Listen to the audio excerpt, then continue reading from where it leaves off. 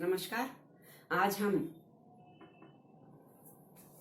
प्रथम वर्ष कला के प्रथम प्रश्न पत्र में भक्तिकालीन काव्य पुस्तक में गोस्वामी तुलसीदास के काव्य का प्रारंभ करने जा रहे हैं। जैसा कि आप सभी जानते हैं, राम भक्ति शाखा के प्रवर्तक कवियों में गोस्वामी तुलसीदास महत्वपूर्ण स्थान रखते हैं और राम भक्ति शाखा के प्रवर्तक माने जाते हैं और एक ऐसे राम भक्त कवि जिन्होंने की भारत देश में मर्यादा पुरुषोत्तम राम की आराधना के लिए भक्ति का संचार किया और लोक मर्यादा की स्थापना के लिए एक आदर्श राज्य, एक आदर्श समाज और आदर्श धर्म की स्थापना के लिए विभिन्न पात्रों की रचना की। इस दृष्टि से रामचरितमानस का महत्वपूर्ण स्थान है।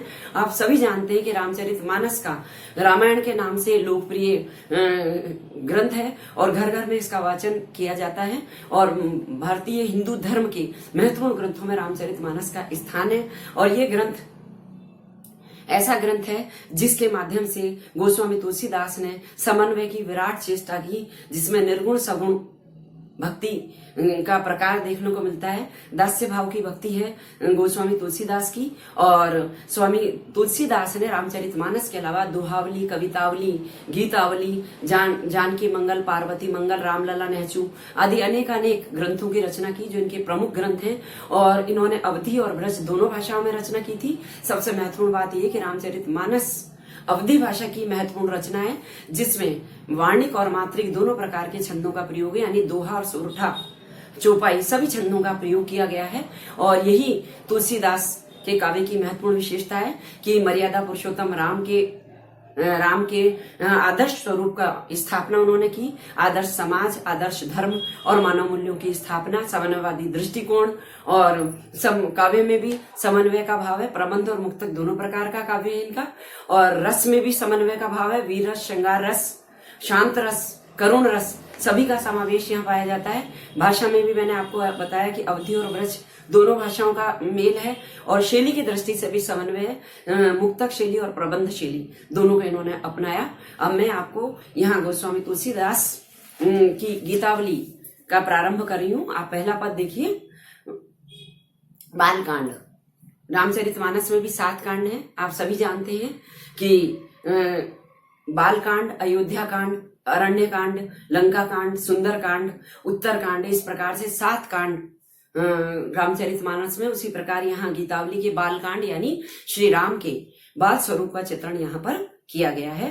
आंगन फिरत घुटरन धाये, नील जलज तनु श्याम राम शिशु जननी, निरख मुख निकट बुलाए, बंदुक सुमन अरुण पद पंकज, अंकुश प्रमुख चिन्ह बनी आए, नुपुर जनु मुनिवर कल हंसनी, रचे नीर दे बहा बसाए, कटि मेखल वर हार ग्रीव दर रुचिर बाहाभूषण पहिराए, उर श्रीवस्त मनोहर हरिनख, हेम मध्य मणि गण बहुलाए, सुभग चिबुक द्विज अधर नासिका, श्रवण कपोल मोहि अति भाई, भ्रू सुंदर करुणारस पूरन, लोचन मनहु जुगल जल छाए, भाल विशाल ललित लटकनबर, बाल दशा के चुकुर सुहाए, मनु दो गुरु सनी कुज आगे करी, ससई मिलन तम के गण आए।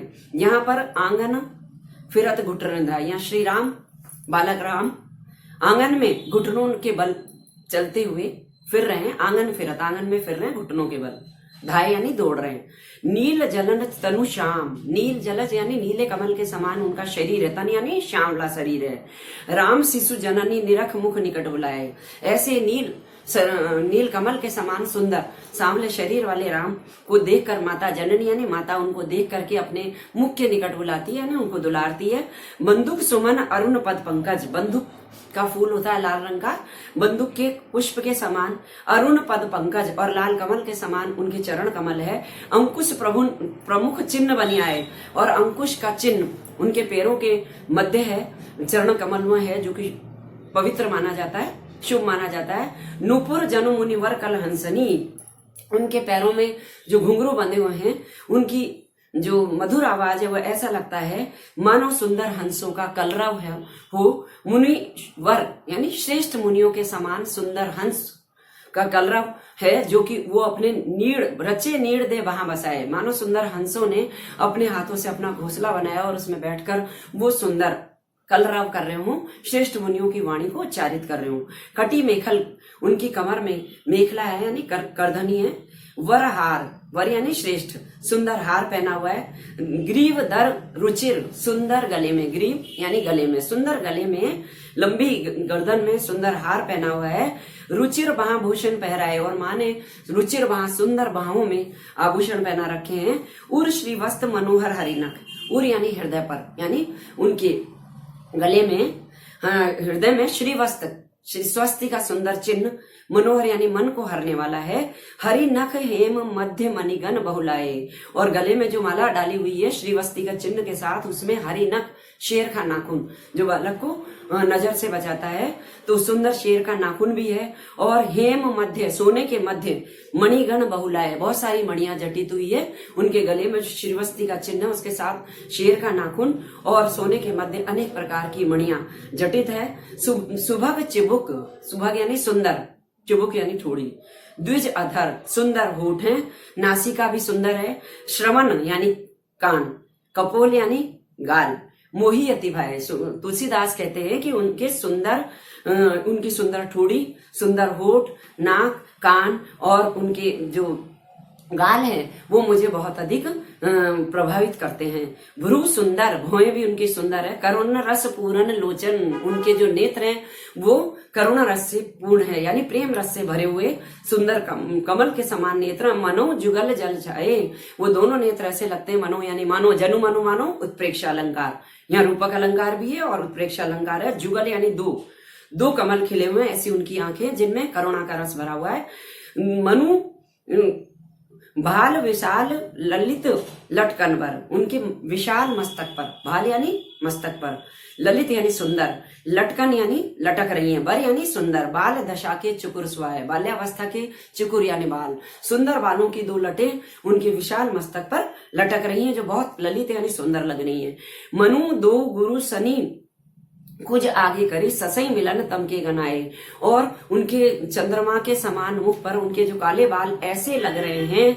मनु यानी मानो, दो यानी दो, गुरु शनि मानी गुरु और शनि ग्रह को कुछ यानी आगे करके, करी ससई मिलन तम के गनाए, मानो चंद्रमा से मिलने के लिए तम गण, अंधकार का समूह, शनि और गुरु ग्रह को आगे करके आए हैं। उपमा एक अनूप भई, तुलसीदास कहते हैं कि एक अद्भुत उपमा एक यह रही, तब जननी पट पीत उड़ाए, जब ऐसे सुंदर बालक राम को जननी यानी माता ने पट यानी कपड़े, पीत यानी पीले पीले वस्त्र पहनाए, तो एक अद्भुत उपमा क्या रही, नील जलद पर उडगन निर्खत तजी स्वभाव मनु तड़ित सुहाए, मालो नील जलद, नीले बादलों के ऊपर, उडगन यानी तारे, निर्खत यानी देखते हुए, सुंदर नीले आसमान में तारे भी चमक रहे हैं, लेकिन तजी स्वभाव, अपनी स्वभाव को छोड़ करके तड़ित छपाए, मानो नीले बादलों में बिजली भी चमक रही हो। काले बादलों के बीच बिजली चमकती है, लेकिन यहाँ पर क्या कहा है कि नीले बादलों में